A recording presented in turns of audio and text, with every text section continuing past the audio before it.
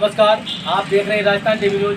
खबर है बूंदी से, जहां पर किया जाए जिन लोगों ने इस तरह का दबाव बनाने का प्रयास किया है उन पर उचित धाराओं में कार्रवाई की जाए तथा ये सुनिश्चित किया जाए कि आगे से इस तरह की घटनाएं नहीं हो। इसलिए हमने आज 2 घंटे का कार्य बहिष्कार कर ज्ञापन दिया है। यदि उचित कार्यवाही नहीं हुई तो हम आगे इसका क्या करना है वो हम आपको अवगत करें। आप वो प्राइवेट एसोसिएशन में प्राइवेट नर्सिंग। ये क्या मामला है? दौसा डिस्ट्रिक्ट में लालसोट में डॉक्टर अर्चना शर्मा जो गायनेकोलॉजिस्ट है और उन्होंने प्रसव किया सीजरियन सेक्शन। सीजरियन सेक्शन का एक बहुत ही कॉम्प्लिकेशंस है जो होता रहता है, अधिकांश होता रहता है, का मतलब बहुत ऐसे भी होता रहता है। हालांकि रेयर मानते कुछ लोग, लेकिन अधिकांश देखा गया है कि बहुत ऐसे होता रहता है।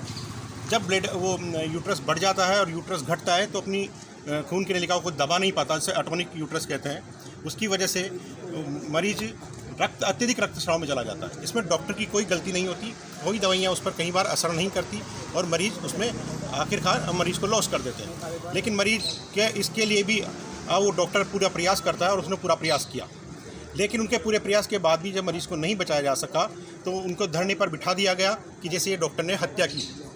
वहाँ पर बाल्या जोशी नाम का जो एक गुंडा है, जो एक राजनीतिक पार्टी से जुड़ा हुआ है, वो हमेशा वहाँ पर डॉक्टरों के ऊपर दबाव बना के रखता है, डॉक्टरों से कंधी वसूली करता है।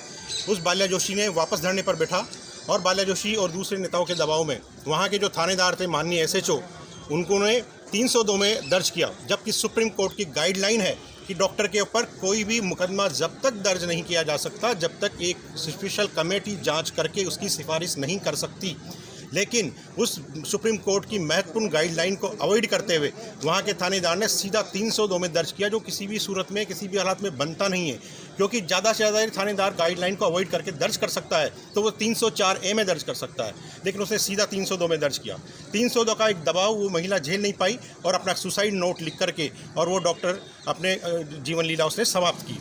उस अपने छोटे छोटे बच्चों को छोड़ करके वो अपनी और पति को छोड़ करके अपनी जीवन लीला उसने समाप्त की। ये एक बहुत बड़ी घटना है, पूरे समाज को इससे सीखना चाहिए। पुलिस को, प्रशासन को, हमारे माननीय चीफ मिनिस्टर को स्पेशली ध्यान देते हुए अशोक गहलोत साहब को जरूर सीखना चाहिए कि यदि ऐसी स्थिति रही तो क्या कोई भी डॉक्टर इतने सीरियस मरीजों को डील कर पाएगा? क्या कोई भी डॉक्टर अपनी जान को इस तरह से जोखिम में डाल करके मरीजों की जान को जोखिम से निकाल कर उन्हें वापस रिवाइव कर पाएगा? इसी दबाव और इसी डर की वजह से आज अधिकांश पूरे राजस्थान में नहीं, पूरे देश के अंदर ये हो रहा है कि सीरियस मरीजों को लोग रेफ़र कर रहे हैं और वो रेफ़र में वो मरीज मर जाता है। किया है गलत कार्य, उस थानेदार को पूरी कार्रवाई करके, बल्कि उसको सस्पेंड नहीं, पूरी नियमानुसार कार्रवाई करके उस थानेदार को बर्खास्त किया जाना चाहिए। हमारी यही मांग है। आपका नाम बताओ सर। डॉक्टर लक्ष्मण गुजर। होटल वेलकम शुद्ध शाकाहारी family restaurant. Picnic, birthday party, anniversary, kitty party के लिए डेकोरेशन हॉल व ठहरने के लिए स्वच्छ व सुंदर कमरे उपलब्ध है। एक बार सेवा का अवसर दे। नेशनल हाईवे रामगंज बालाजी, संपर्क सूत्र बनवारी शेखर।